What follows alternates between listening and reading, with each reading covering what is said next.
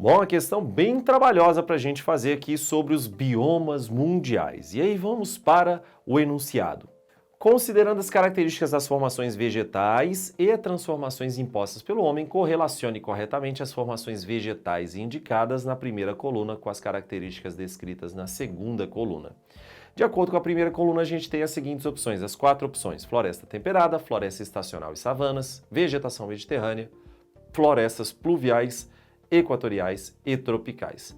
E aí um ponto muito importante nesse tipo de questão é sempre começar a analisar a segunda coluna e já jogar nas alternativas. Sempre já jogue nas alternativas, beleza?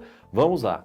Segunda coluna. Formações vegetais em regiões de climas com verões quentes e secos e invernos amenos e chuvosos. Daí a gente já sabe onde está. Verão quente e seco é bem diferente do nosso verão aqui no Brasil, que é quente e úmido. Verão quente e seco e inverno frio e úmido é uma característica do clima mediterrâneo. Clima mediterrâneo, vegetação mediterrânea, você já assinalaria a alternativa 3. Portanto, nós temos apenas 2 alternativas em xeque, a alternativa A e a alternativa C. As outras a gente já pode eliminar. Vamos para o segundo item da segunda coluna. Formações higrófilas e latifoliadas. Lembrem-se sempre, higro é relativo à umidade, hidro é relativo à água. Então, vegetações higrófilas é a vegetação adaptada a ambiente de muita umidade, e latifoliadas, folhas largas e também tendem a ser perennifólias por essas características.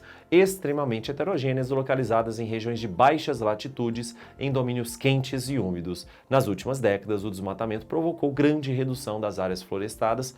Obrigatoriamente, a gente só pode estar falando do item 4, florestas pluviais, equatoriais e tropicais. A única alternativa que sobrou foi a alternativa C, mas vamos fazer as outras alternativas também.